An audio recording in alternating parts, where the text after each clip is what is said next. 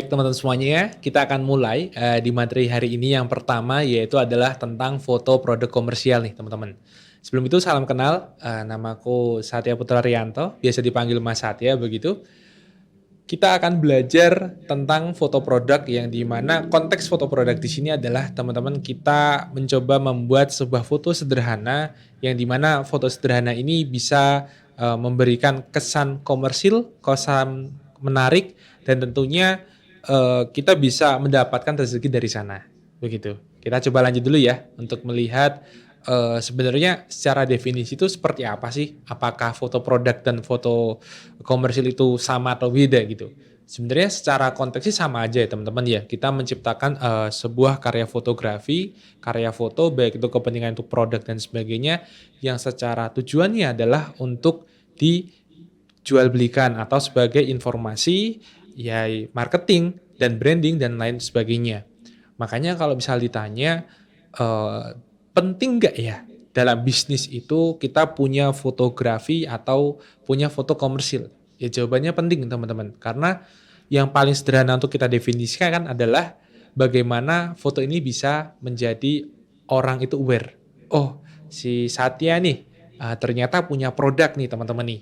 Oh, ternyata jualan ikan. Oh, ternyata jualan jasa multimedia dan sebagainya. Dan kalau udah di level perusahaan, jelas foto produk ini sangat penting. Artinya, tanpa adanya foto produk, bagaimana orang lain mau tahu, teman-teman. Sebelum kita menjalankan marketingnya, kemudian istilahnya promosinya, publikasinya, dan lain sebagainya. Maka dari itu tujuannya adalah ya kita ingin orang lain itu bisa mengerti bahwa kita punya produk yang kita jual belikan. Prinsipnya kayak gitu, teman-teman. Nah, kita coba lanjut lagi dan di sini kita akan coba belajar dasar-dasarnya nih, teman-teman.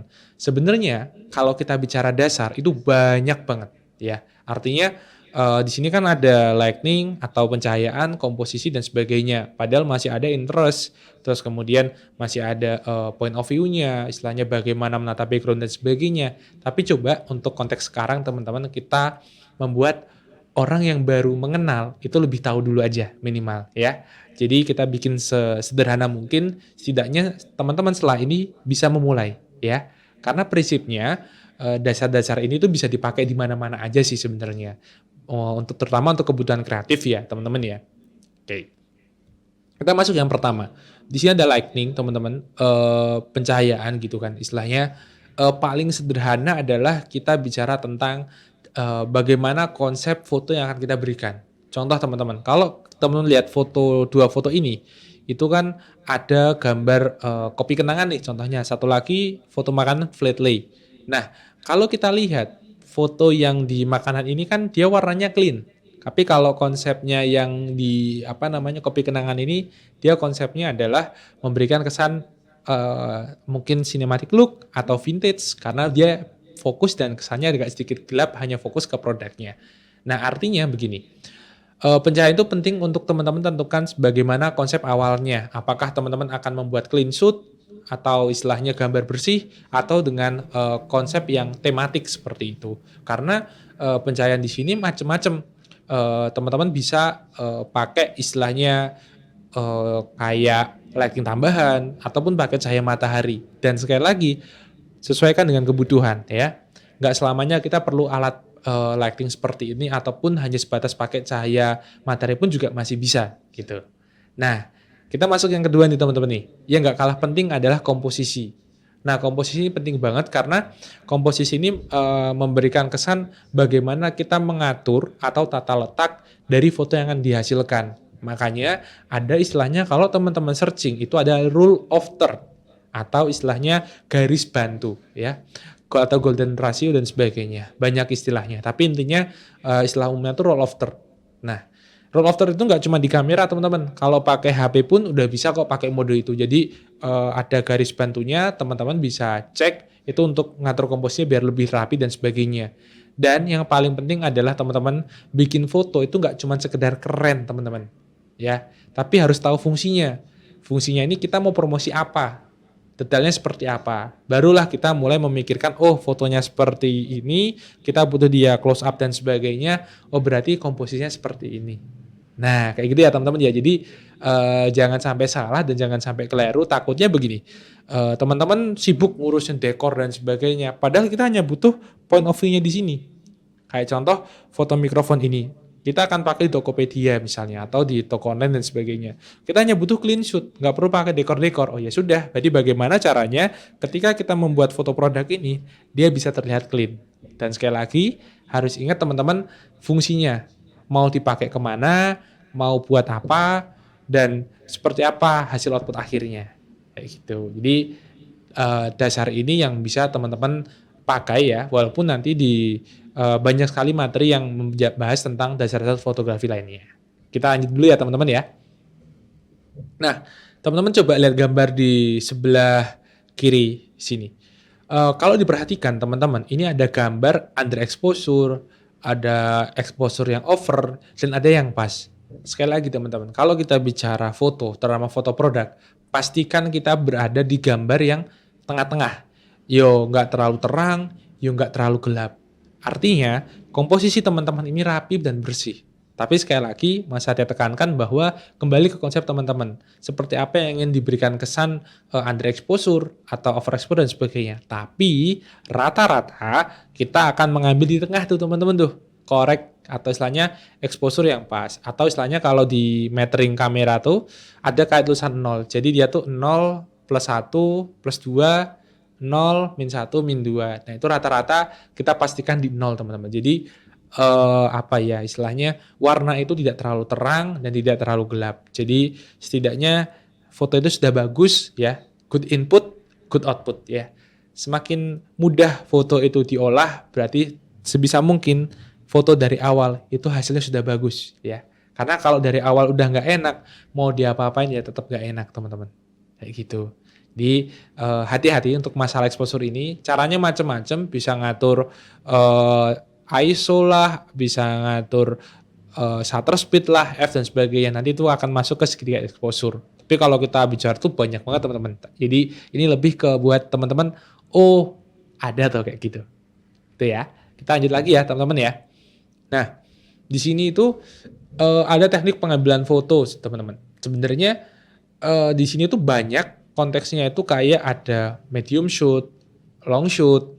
Nah itu kan komposisi dan sebagainya ya. Tapi kita coba pakai istilah yang biar teman-teman ini di konteks foto produk ini bisa lebih istilahnya kayak istilah sederhana. Tapi teman-teman ngerti tuh konteksnya apa ya. Jadi biasanya nih kita mulai dari eye level.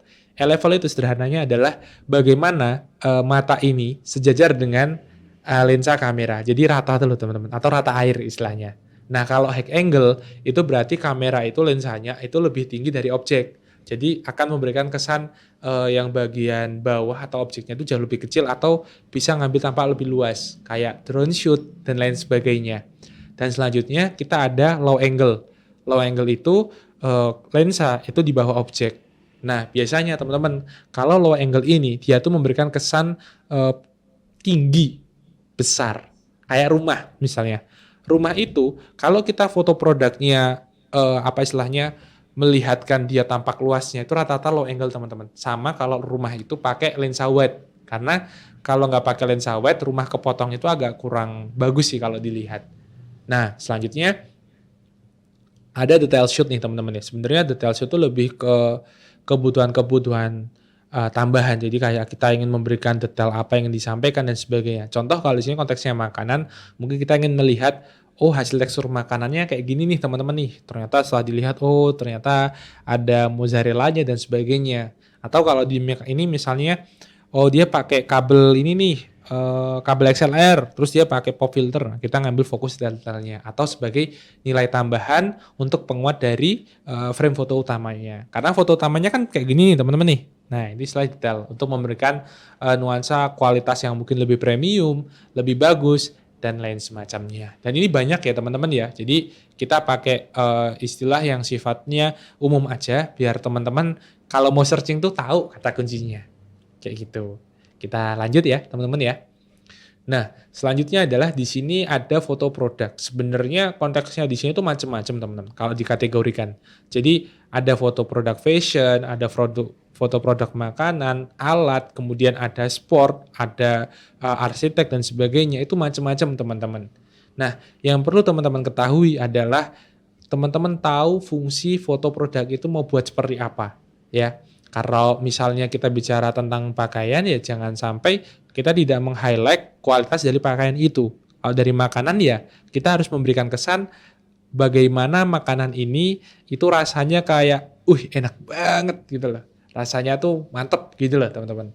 Nah, kalau rumah ya berarti rumahnya terlihat bersih, mewah dan seperti apa. Kalau mobil ya berarti terlihat gagah, keren dan sebagainya. Maka dari itu teman-teman, foto produk ini punya elemen yang tidak bisa kita istilahnya sepelekan gitu. Apalagi sekarang kalau kita bicara ada AI gitu kan, apakah foto produk bisa tergantikan? Ya kalau kita tidak bisa memanfaatkan dengan baik ya bisa-bisa saja. Tapi konteksnya adalah teman-teman, AI ini itu kan tujuannya untuk memudahkan kita, ya. Ini kan tools. Secara konsep kita tetap menjadi pemain utamanya. Kita istilahnya primary-nya. Jadi teman-teman paling tidak secara logika itu nangkep. Karena kalau logikanya udah nggak nangkep, mau pakai alat macam apapun gitu kan, ya akan susah. Maka dari itu foto produk ini yang masyarakat ada di awal tetap akan butuh sentuhan seni dari manusia. Karena bagaimanapun juga foto itu termasuk dalam seni, yaitu seni melukis cahaya. Kalau kita bicara arti dari fotografi itu tadi sendiri, teman-teman. Gitu. Kita coba lanjut ya, teman-teman ya. Oke, teman-teman ternyata sudah di end slide ya. Kita belum ada praktek dulu, teman-teman. Yang penting teman-teman bisa tahu teori dasarnya dulu nih. Teori dasarnya istilahnya pengertian awal gitu kan. Kalau di sini konteksnya Mas Satya lebih ke pengen ngasih tahu buat teman-teman yang baru akan memulai ya, baru akan memulai dan akan mencoba gitu. Minimal tahu keyword-keyword yang harus teman-teman cari.